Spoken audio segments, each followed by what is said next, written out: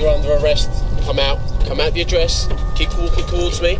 Keep walking towards me. Stay where you are, stay where you are, stay where you are. Hands on your head, stay where you are. Face me. Hands on your head, stay where you are. You're under arrest, all right? La búsqueda del dinero ha sido una constante en la historia de la humanidad. Representa la promesa de seguridad, comodidad y la realización de sueños que, para muchos, simbolizan el ápice de la felicidad.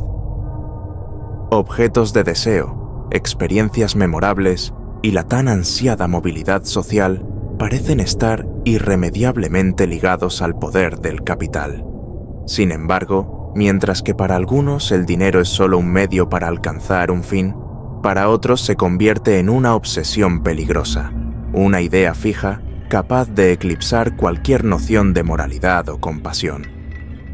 Daniel Hussein es un ejemplo oscuro de esta mentalidad extrema. Este joven de Londres rechazó las vías convencionales de estudio y trabajo en su afán por alcanzar la riqueza, desechando cualquier idea de esfuerzo legítimo.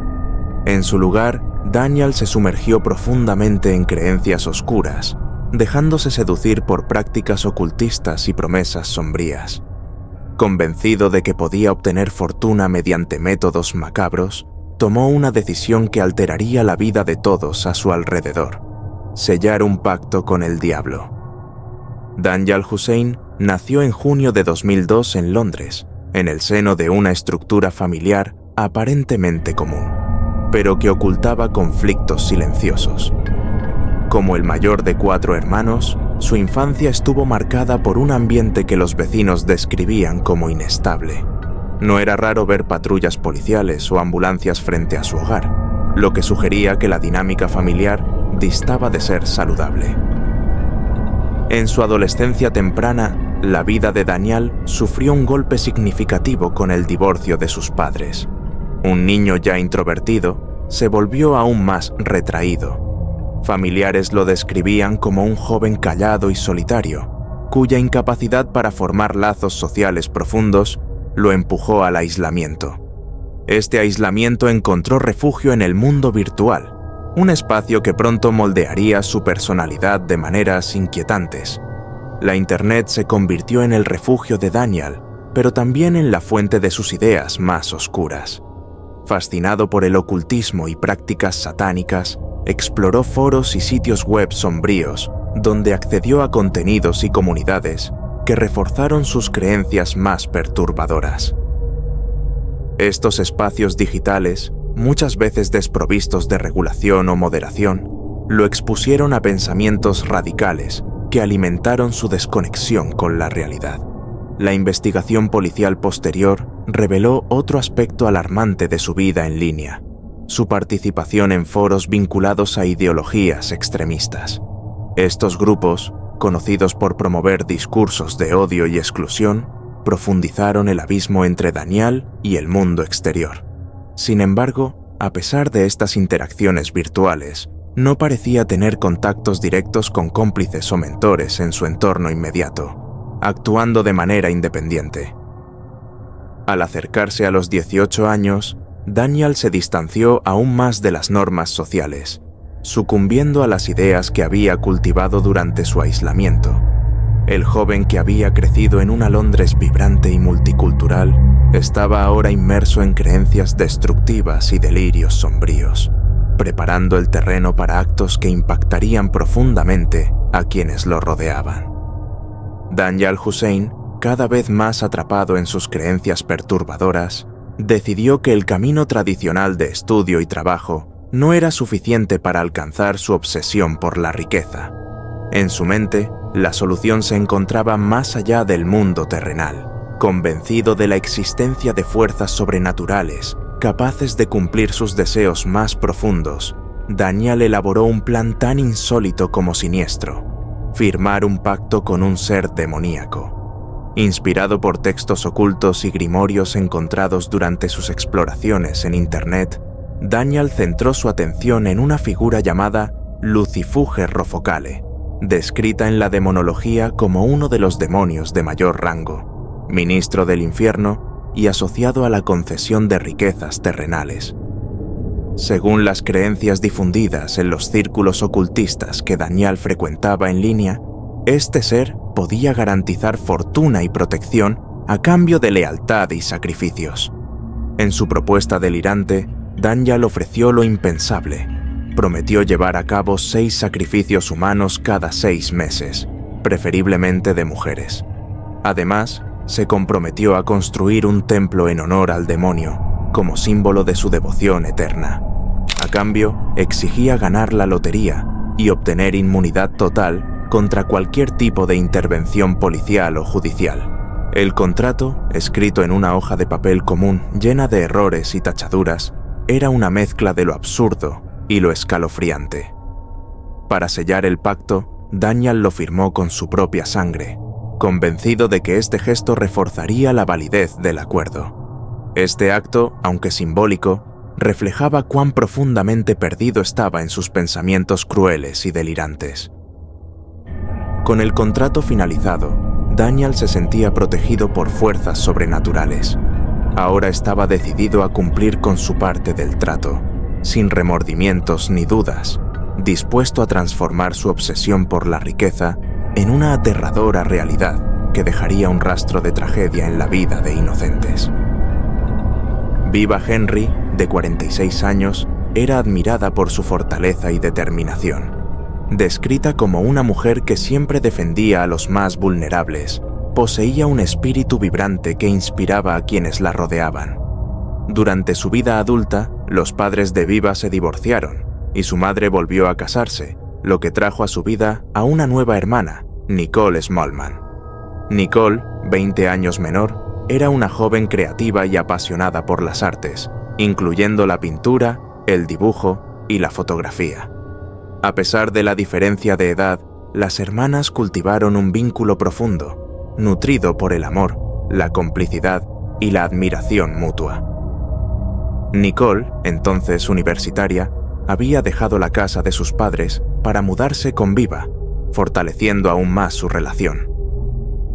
El 6 de junio de 2020, ambas planearon celebrar el cumpleaños de Viva de manera sencilla y segura, ya que el mundo seguía bajo el impacto de la pandemia. Los lugares abarrotados no eran una opción, por lo que decidieron organizar una pequeña reunión en un parque, rodeadas de amigos cercanos y la tranquilidad de la naturaleza. Entusiasmadas por la celebración, Viva y Nicole prepararon cada detalle con esmero. Tras una visita al mercado para comprar lo necesario, se dirigieron al parque, donde decoraron el espacio y esperaron la llegada de sus invitados. La reunión fue un éxito, repleta de risas y momentos memorables. Con el paso de las horas, los amigos comenzaron a despedirse, dejando solas a las hermanas. Todavía inmersas en la energía del momento, decidieron quedarse un poco más para disfrutar del entorno. Nicole intercambió mensajes con su novio, asegurándole que todo estaba bien y enviándole fotos del campo donde se encontraban. El ambiente de alegría y serenidad que marcó ese día sería, lamentablemente, el preludio de una tragedia. Esos registros llenos de vida y color se convertirían en los últimos momentos capturados de las hermanas, cuyas vidas estaban a punto de ser interrumpidas de manera brutal e incomprensible. Era aproximadamente la 1 de la madrugada cuando Daniel Hussein llegó al parque, decidido a llevar a cabo su plan macabro. Armado y consumido por sus delirios, encontró a las hermanas Viva Henry y Nicole Smallman, quienes aún disfrutaban de los últimos momentos de la noche tras la celebración de cumpleaños. Sin tener ninguna conexión previa con ellas, Daniel las eligió al azar, transformando un escenario de alegría en uno de horror. La aproximación de Daniel fue sigilosa. Viva, la mayor, fue la primera en ser atacada. Sufrió múltiples heridas y no logró sobrevivir, cayendo en el lugar. Luego, Nicole intentó defenderse, luchando desesperadamente por su vida. Sin embargo, enfrentó una violencia aún mayor, siendo brutalmente herida en varias ocasiones. A pesar de su resistencia, tampoco pudo sobrevivir.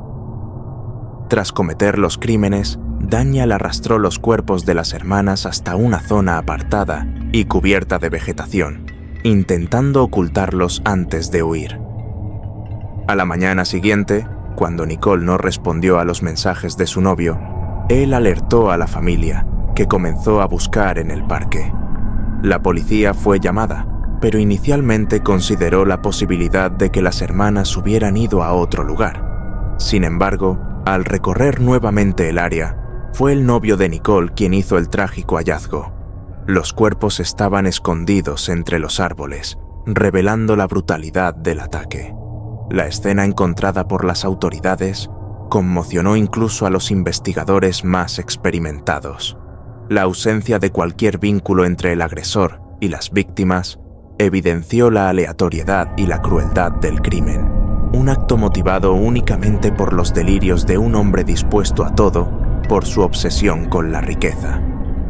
La tragedia dejó una huella profunda en las familias y en la comunidad, que perdieron a dos mujeres talentosas y llenas de vida de manera tan brutal e incomprensible.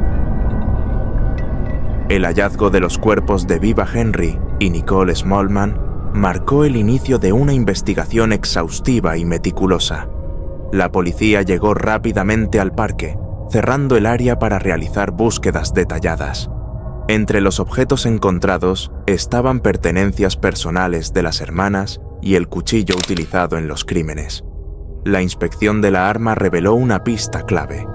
Además de la sangre de las víctimas, había rastros de ADN que no pertenecían a ninguna de ellas, lo que sugería que el agresor se había lesionado durante el ataque. El ADN recolectado fue comparado con el banco de datos policial, lo que arrojó un resultado parcialmente positivo. Esto indicaba que, aunque no se encontró una coincidencia directa, el material genético correspondía a un pariente cercano de alguien ya registrado. Esta pista fue fundamental para dirigir a los investigadores hacia la identificación del responsable. El siguiente paso fue analizar las imágenes de cámaras de seguridad en los alrededores del parque. En una grabación realizada en un mercado cercano, los investigadores identificaron a un hombre comprando artículos como velas, chicles y un juego de cuchillos de cocina. Los cuchillos coincidían exactamente con el arma encontrada en la escena del crimen, estableciendo un vínculo directo entre el sospechoso y los asesinatos. El nombre del comprador, registrado en el ticket de compra, correspondía al del individuo relacionado con el ADN parcial del banco de datos policial. Con esta información, la policía se dirigió a la casa de Daniel Hussein, el hombre detrás de aquella noche de horror. La proximidad de su domicilio al parque, junto con las pruebas genéticas y las grabaciones, consolidaron el caso en su contra, dejando claro que la justicia estaba cada vez más cerca. You're under arrest. Come out of your dress. Keep walking towards me. Keep walking towards me. Stay where you are. Stay where you are. Stay where you are. Hands on your head. Stay where you are. Face me. Hands on your head. Stay where you are. You're under arrest. Daniel Hussein fue arrestado sin ofrecer resistencia. Durante su traslado a la comisaría, permaneció en completo silencio, quizás consciente de que las pruebas en su contra eran irrefutables. Any injuries? Yeah. The wrists from the cuffs? No. Oh. How did that happen? How did that happen? Sorry. How did that happen? Oh, is this the interview? That was the question. How did the injuries on your fingers? What happened there? Okay, don't worry.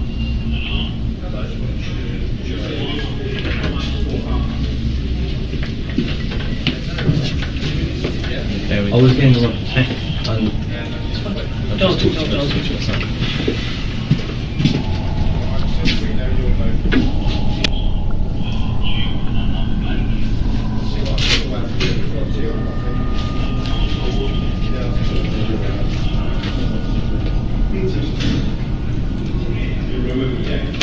Any medical conditions, asthma, diabetes, blood pressure, heart conditions, anything like that? No.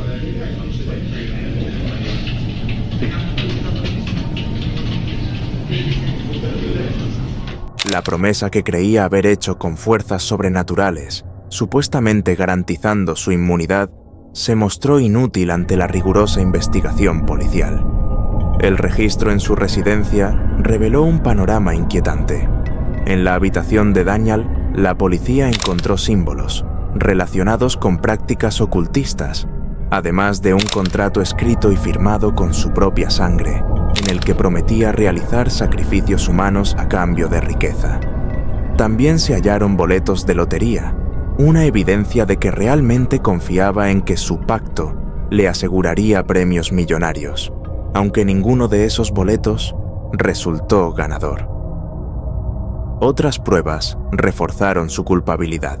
Los registros en su computadora mostraban compras recientes de artículos como una máscara y una pala, adquiridos pocos días antes de los asesinatos.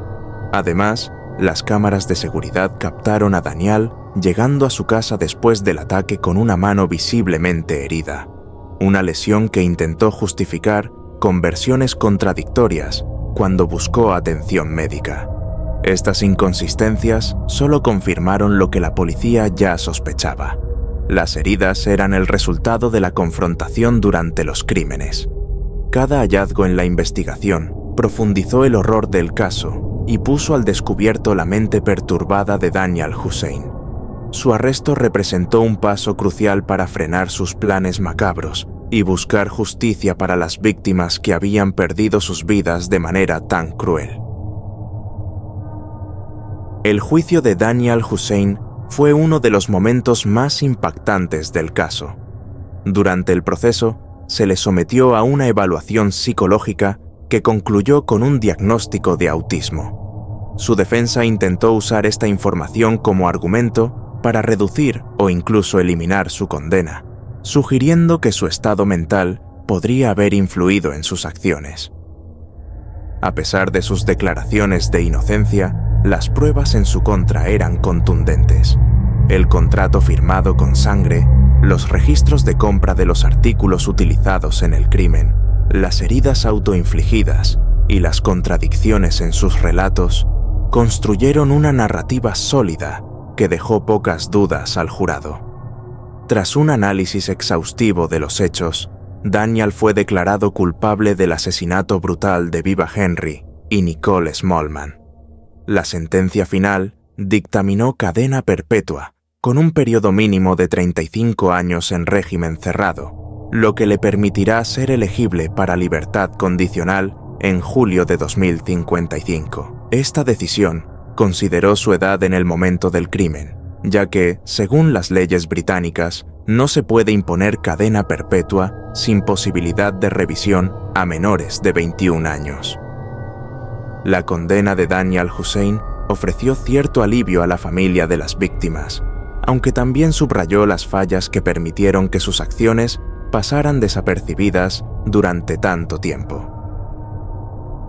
La historia de Daniel Hussein es un sombrío recordatorio de cómo la avaricia y el deseo desmedido de poder pueden conducir a actos de extrema crueldad. Impulsado por delirios y creencias perturbadoras, arrebató las vidas de dos mujeres inocentes, Viva Henry y Nicole Smallman, quienes tenían sueños, planes y un futuro prometedor por delante. El ataque brutal, ocurrido durante una celebración que debía estar llena de alegría, dejó una profunda marca en la comunidad y en los seres queridos de las víctimas. Esta tragedia no solo terminó con dos vidas, sino que también puso en evidencia la vulnerabilidad de las mentes jóvenes e influenciables ante ideologías peligrosas y radicales. Aunque la justicia se haya cumplido con su condena, las cicatrices emocionales para las familias y la memoria de los acontecimientos permanecen como un doloroso recordatorio de lo que se perdió.